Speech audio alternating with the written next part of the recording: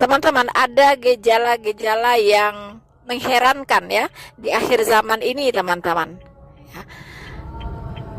Di mana banyak orang Kristen dipersekusi. Ya, kita mendengarkan juga bahwa di Israel orang Kristen juga dipersekusi. Ya, kalau di Israel itu tidak usah heran. Memang dari zamannya Tuhan Yesus orang Kristen sudah dipersekusi di Israel, begitu ya. Nah, tetapi banyak orang yang tidak tahu bahwa di satu titik nanti orang-orang Israel itu akan bertobat massal menerima Yesus Kristus sebagai Tuhan dan Juru Selamatnya. Ya, Tuhan itu belum selesai dengan bangsa Israel, masih on the way. Ya, masih on the way, teman-teman. Tuhan punya rancangan yang sangat indah untuk bangsa Israel, di mana janji keselamatan itu akan digenapi oleh bangsa Israel.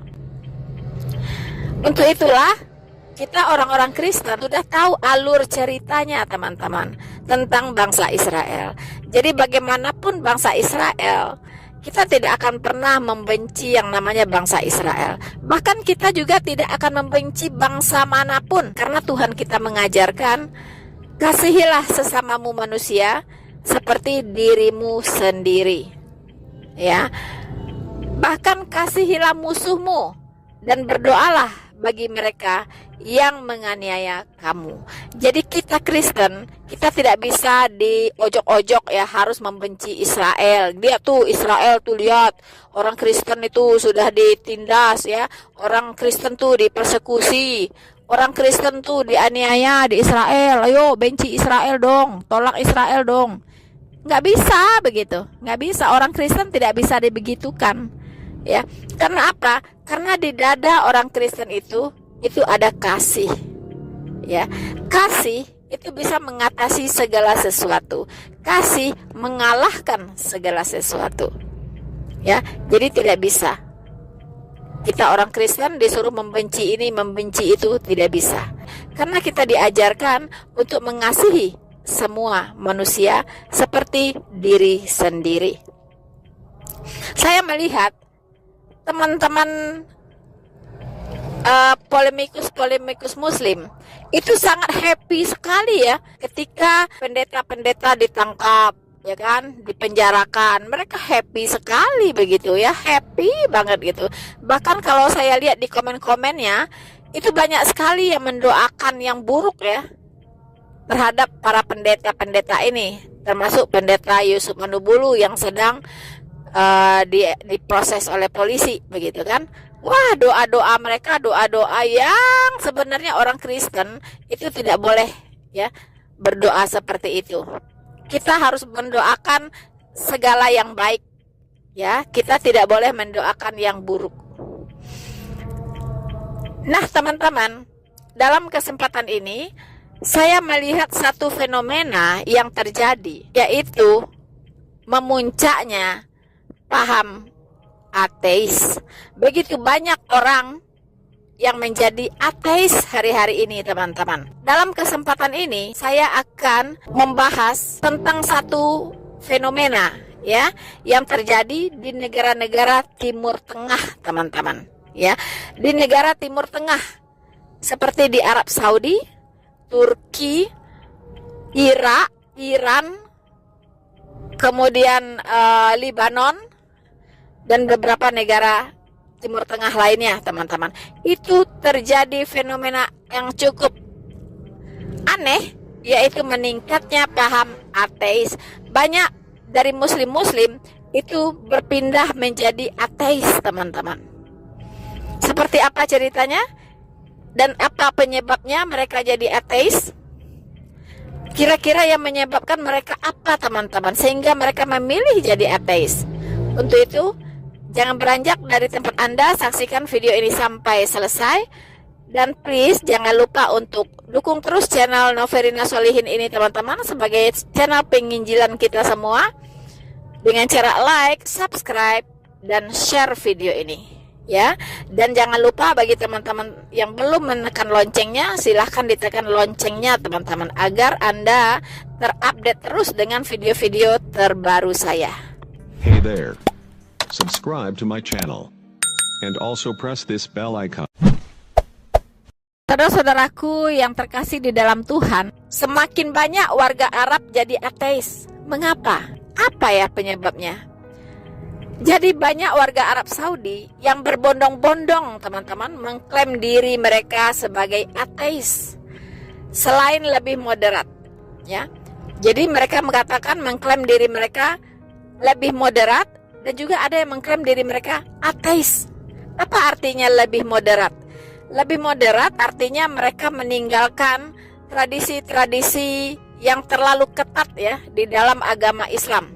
Mereka menjadi lebih longgar, teman-teman ya, lebih terbuka ya teman-teman terhadap yang namanya nilai-nilai ya di dalam kehidupan mereka, begitu ya. Jadi tidak terlalu ketat menjalankan dogma-dogma Islam yang biasa mereka harus jalankan, begitu. Apa yang menyebabkan mereka bisa menjadi lebih moderat dan bahkan jadi ateis? Dikarenakan kecewa katanya akan aturan di tempat mereka tinggal. Kalau sebuah negara menerapkan nilai-nilai dengan dasar kekerasan ya dalam hukum mereka, itu pasti masyarakat mereka itu tidak akan bisa terima. Lama kelamaan teman-teman itu akan enak ya, akan meninggalkan agama tersebut. Karena yang namanya manusia itu diciptakan sebagai makhluk yang merdeka, makhluk yang punya kehendak bebas, makhluk yang punya pikiran, perasaan, akal budi, dan hati nurani. Itu paling tidak mau dikekang, paling tidak mau ditekan. Nah, itu sifat manusia, teman-teman. Tren menjadi ateis di Arab Saudi, di negara-negara Timur Tengah umumnya, teman-teman, itu meningkat terus dari waktu ke waktu, ya. Walaupun negara ini menerapkan hukuman ketat ya, teman-teman, bagi orang yang menentang agama, teman-teman. Itu hukumannya bisa hukuman mati, teman-teman. Apalagi yang murtad ya, apalagi yang ateis, itu hukumannya hukuman mati, teman-teman. Mereka bisa dijerat hukuman fisik seperti dicambuk atau dipenjarakan atau bahkan dieksekusi mati, teman-teman. Selain dari negara Arab Saudi ya, negara-negara lain di Timur Tengah itu juga memperlihatkan tendensi meningkatnya kelompok ateis di negara tersebut, yaitu bisa kita sebut ya seperti Iran dan Lebanon, teman-teman ya. Ada apa gerangan dengan muslim-muslim ini, teman-teman? Padahal itu adalah negara-negara muslim ya, negara muslim, teman-teman ya. Tapi mengapa mereka akhir-akhir ini lebih memilih jadi ateis, meninggalkan ajaran Islam, teman-teman?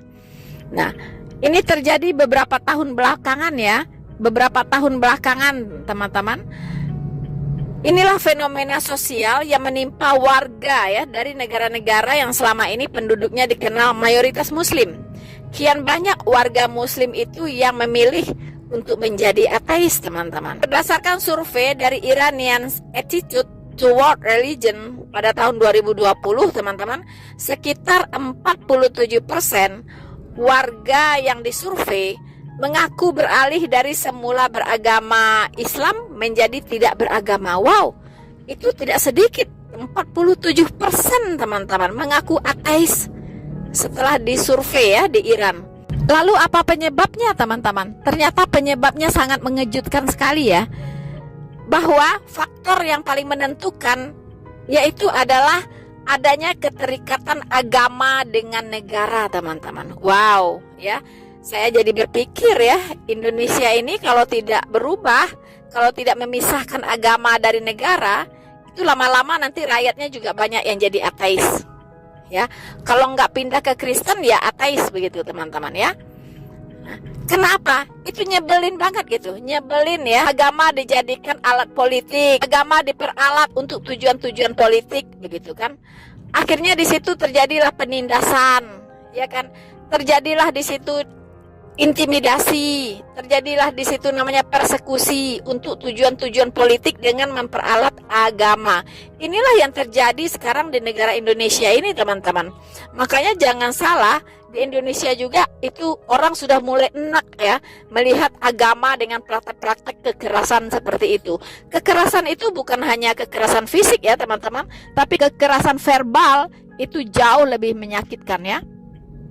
Kekerasan verbal itu juga dilakukan, mengkafir-kafirkan orang lah, kamu semua masuk neraka, yang masuk surga hanya Islam ya, yang lain masuk neraka. Itu kekerasan verbal yang dilakukan gitu. Belum lagi persekusi, rumah-rumah ibadah ditutupi, orang ibadah dibubarkan ya, izin gereja dipersulit. Akhirnya orang-orang yang berpikiran waras berpikir gitu, jadi merenung, bener gak sih agama yang saya anut ini kok kayak gitu ya gitu, kok mau enak sendiri gitu ya, kok kejam sekali gitu, kok sadis sekali gitu kan. Akhirnya orang-orang berpikir gitu, akhirnya mereka cari tahu, bener gak sih agama saya ini dari Tuhan gitu kan. Gak mungkin lah Tuhan membuat aturan-aturan yang begitu bisa menyakitkan manusia lainnya gitu kan. Itu teman-teman, inilah yang menyebabkan juga mengapa di negara-negara Timur Tengah itu banyak yang jadi ateis. Bahkan ada juga yang murtad ya, jadi Kristen itu juga banyak begitu. Karena itu aturan-aturan agamawi yang diterapkan di dalam masyarakat di Timur Tengah itu membuat itu menakutkan nih begitu ya. Itu sangat menakutkan. Tidak pakai hijab saja bisa disiram pakai yogurt, ya kan? Terjadi di sebuah supermarket, ada ibu dan anak sedang belanja, teman-teman, tidak pakai jilbab. Itu terjadi di Iran ya. Datang satu laki-laki menghampiri ibu dan anak ini, mungkin bertanya, ngapa kalian tidak pakai hijab gitu. Entah apa jawabannya, akhirnya laki-laki itu mengambil yogurt yang ada di supermarket itu, menumpahkan di kepala dua wanita itu, teman-teman. Dan akhirnya apa, teman-teman? Laki-laki itu ditangkap, perempuannya juga ditangkap karena melanggar aturan berpakaian di Iran. Nah, begitu ya. Nah, inilah yang menyebabkan banyak orang jadi berpikir, ini agama apa gitu kan. Nah, sadis banget gitu ya. Nah, teman-teman, itulah hasil survei yang mengatakan bahwa mereka itu meninggalkan Islam itu karena praktek-praktek dari hukum Islam yang diberlakukan ya di negara mereka. Mengapa negara-negara di Timur Tengah yang menjadi kiblat umat Muslim banyak yang murtad? Secara garis besar, persentase ateis dan agnostik lebih tinggi di dunia Arab dibandingkan Asia Selatan dan Amerika Latin. Ledakan ateisme di Saudi ini disebabkan muaknya anak-anak muda Arab atas praktek Islam yang radikal. Seorang jurnalis di Riyadh telah mengamati tren ateisme ini di Arab Saudi dan mengatakan ide untuk menjadi tidak beragama dan bahkan menjadi ateis menyebar karena adanya kontradiksi antara pengajaran para tokoh agama dengan tingkah laku mereka. Kemudian Mesir, menurut sebuah jejak pendapat tim riset Gallup Internasional pada tahun 2012 menemukan bahwa lebih dari 1 juta warga Arab Saudi mengidentifikasi diri sebagai ateis. Hampir 6 juta menganggap diri mereka bukan orang yang religius. Tentu angka ini sangat mengejutkan, karena negara Arab dikenal sangat tegas dalam masalah agama dan tak segan menghukum kemurtatan dengan kematian. Seperti dituturkan dalam sejumlah karya akademik yang mengulas tentang sejarah dan perkembangan kontemporer ateisme di Timur Tengah, masyarakat Arab menjadi ateis karena ada sejumlah alasan atau faktor, seperti misalnya tentang ketidakmampuan doktrin-doktrin agama dalam menjawab pertanyaan-pertanyaan fundamental filosofis ilmiah, adanya sejumlah doktrin, ajaran, dan teks-teks keagamaan yang dianggap tidak logis dan saintifik. Hey there. Subscribe to my channel. And also press this bell icon. Jadi teman-teman, ada seorang asisten profesor ya studi keagamaan dari Universitas Utrecht. Dia mengatakan dari sudut pandang dia, faktor yang paling menentukan adalah keterikatan antara negara dengan agama. Ya, jadi apa-apa urusannya ujung-ujungnya agama gitu. Ya, kalau musuh agama berarti musuh negara. Begitu teman-teman ya. Kalau agama disatukan dengan negara, musuh agama adalah musuh negara. Begitu. Makanya mengapa Bapak Yusuf Manubulu, Bapak MKC, ya kan, dipenjarakan gitu kan, karena dia dianggap musuh agama ya. Kalau musuh agama itu berarti musuh negara, harus dipenjarakan teman-teman. Beda dengan Yaya Waloni, beda dengan Agustan, beda dengan Donditan, beda dengan Irene Handono ya, beda dengan Zulkifli M. Abbas ya. Beda teman-teman, mereka bukan musuh agama Islam ya. Jadi kalau musuh agama Islam seperti pendeta-pendeta itu atau para apologet, nah itu harus menjadi musuh negara. Makanya mereka dipenjarakan. Sementara para ustadz ya, para ustadz-ustadz mu'alaf maupun non mu'alaf yang hujatannya udah na'udzubillah terhadap kekristenan, itu tidak dipenjara teman-teman, karena mereka dianggap bukan musuh agama. Kalau bukan musuh agama, maka itu bukan musuh negara ya. Jadi saya ingin katakan bahwa negara Indonesia saat ini secara de facto itu sudah menjadi negara Islam ya, tapi secara de jure kita masih negara Republik Indonesia yang berdasarkan Pancasila, itu secara de jure. Tetapi secara de facto kita ini sudah menjadi negara Islam. Buktinya adalah musuh agama adalah musuh negara. Ya. Jadi itulah sebabnya para pendeta-pendeta yang dianggap musuh Islam itu harus dipenjarakan oleh negara. Sementara para ustadz-ustadz yang sangat-sangat kental menghujat agama Kristen dengan luar biasa, itu mereka bebas teman-teman. Mereka bebas di negara ini, tidak tersentuh hukum ya, dan mereka tidak ada yang dipenjarakan. Ada Yaya Waloni, itu hanya basa-basi saja teman-teman. Jadi teman-teman, secara de facto negara ini sudah menjadi negara Islam. Saudara-saudaraku yang terkasih di dalam Tuhan, penerapan ajaran-ajaran Islam yang terlalu radikal, inilah yang menyebabkan banyak muslim-muslim di negara-negara Timur Tengah yang meninggalkan Islam, mereka berpindah jadi ateis, dan ada juga yang jadi gnostik teman-teman ya. Orang-orang gnostik itu masih meyakini ada Tuhan, tapi tanpa mau terikat terhadap amalan-amalan teman-teman. Dirilis dari CNBC Indonesia pada hari Minggu 14 Maret 2023, di situ dikatakan bahwa untuk kasus di negara Arab, bertambahnya penganut ateis terjadi akibat beberapa hal. Hannah Wells dalam artikel Man Without God, The Rise of Atheism in Saudi Arabia menjelaskan situasi ini tidak terlepas dari sikap politik pemerintah yang menggunakan agama. Hal itu tulisnya setidaknya terjadi di Arab Saudi. Wow, bahaya sekali teman-teman ya. Jadi kalau pemerintah memperalat agama untuk tujuan-tujuan politik atau siapapun, baik itu partai, tokoh politik, ya, atau siapapun atau organisasi menggunakan agama untuk tujuan-tujuan politik, itu sangat berbahaya. Orang jadi tidak suka begitu, ya. Masyarakat jadi tidak suka melihat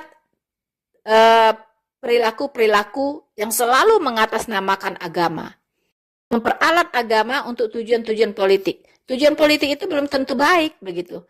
Kalau tujuannya jelek, maka agamanya jadi jelek. Ya, kalau tujuannya untuk melakukan kejahatan, pakai nama-nama atas nama agama, maka agamanya juga jadi agama yang jahat begitu. Teman-teman ya. Jadi sangat berbahaya. Ini terjadi di Saudi Arabia. Itu salah satu penyebab banyaknya orang-orang di Saudi Arabia sekarang menjadi ateis. Karena melihat sikap politik pemerintah yang selalu menggunakan agama. Memang kalau di Arab Saudi, agama dengan pemerintah ya itu jadi satu. Musuh agama adalah musuh pemerintah. Teman-teman, musuh agama adalah musuh negara. Nah, ini bahayanya di situ ya. Kalau agamanya misalnya mencerminkan sesuatu yang baik, ya mungkin tidak ada masalah. Tapi kalau agamanya dilakukan untuk menindas orang, untuk mempersekusi orang, untuk menganiaya orang, untuk mengintimidasi orang, itu sangat-sangat berbahaya, teman-teman. Saya lanjutkan. Temervat, koresponden hubungan internasional The Guardian, menambahkan ada dua hal yang memicu, ya. Kemudian ada dua hal yang memicu meningkatnya ateisme di negara Arab. Pertama, adanya pandangan negatif terhadap agama karena pemberitaan buruk. Mulai dari penghancuran masjid, pembakaran gereja, hingga aksi kekerasan lain atas nama agama. Kedua, munculnya kegagalan kepemimpinan partai dan tokoh Islam pasca Arab Spring. Nah, ini teman-teman ya, yang menjadi penyebab dari meningkatnya penganut-penganut ateis di Saudi Arabia. Ya, jadi hati-hati ya, jangan gunakan agama untuk tujuan-tujuan politis, itu kuncinya. Ya, karena politik itu kotor ya, politik itu kotor. Rata-rata kotor, teman-teman. Jadi agamanya jadi kotor. Begitu. Makanya Alkitab mengajarkan pisahkan agama dengan negara. Begitu. Agama yang kudus, suci, tidak boleh dicampuri oleh politik-politik yang kotor, teman-teman. Lalu kata Yesus kepada mereka, kalau begitu, berikanlah kepada Kaisar apa yang wajib kamu berikan kepada Kaisar. Dan kepada Allah apa yang wajib kamu berikan kepada Allah. Lukas 20 ayat 25. Ayat ini berbicara tentang pemisahan antara agama dengan negara, teman-teman. Ya, jadi Tuhan Yesus tidak mengajarkan negara teokrasi, yaitu menggabungkan antara agama dengan negara. Karena itu sangat-sangat berbahaya dan akan merusak agama itu sendiri.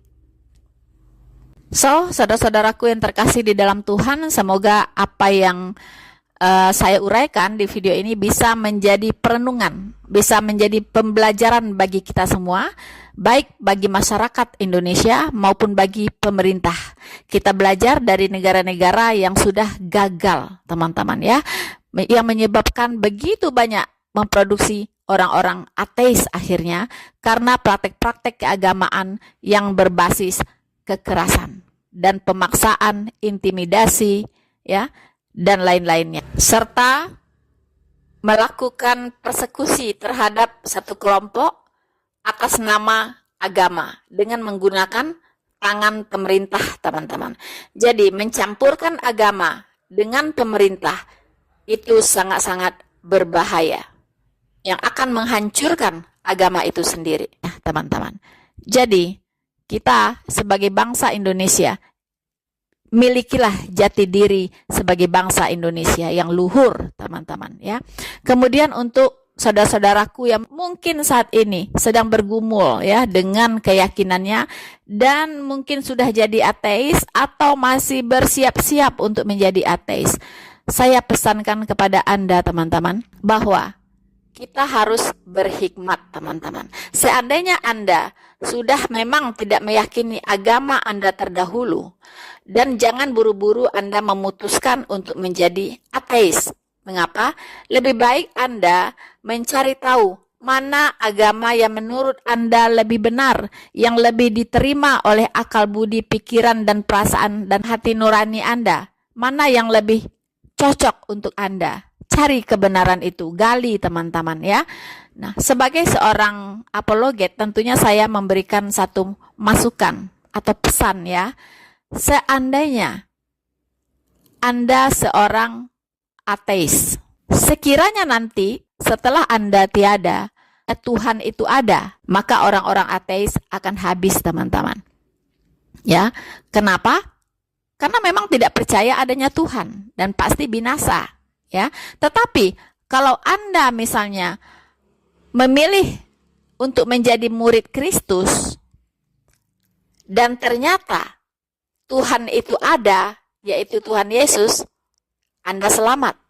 Tetapi jika Tuhan itu tidak ada, ya tidak apa-apa. Anda tidak ada mendapatkan sanksi apa-apa karena memang Tuhan itu tidak ada. Ya, tetapi kalau Tuhan itu ada, Anda habis. Jadi teman-teman yang sudah berencana untuk menjadi ateis, mendingan berpikir ulang dan cari tahu keyakinan mana yang menurut Anda lebih cocok dengan Anda, teman-teman. Pelajari kitab sucinya, ya. Pelajari sumber pengajarannya. Kemudian Anda putuskan, Anda boleh memilih. Karena negara kita menjamin kebebasan setiap warga negara untuk memilih, ya, agama apapun yang dia rasa dia yakini, ya. Agama apapun yang dia yakini, dan dia bebas beribadah menurut agamanya yang dia yakini tersebut. Undang-Undang Dasar 1945 pasal 29 ayat 2. Jangan takut, teman-teman, karena manusia ini diciptakan memang memiliki kehendak bebas. Dia bebas untuk memilih apapun di dalam hidupnya. Ya, tetapi dalam hal ateis itu masukan dari saya. Anda tidak percaya ada Tuhan. Ya. Tetapi kalau nanti ternyata ada Tuhan, Anda habis. Tetapi kalau Anda memilih jadi seorang Kristen dan ternyata tidak ada Tuhan, tidak masalah. Tetapi kalau ada Tuhan, Anda diselamatkan. Itu pilihan yang cerdas, teman-teman.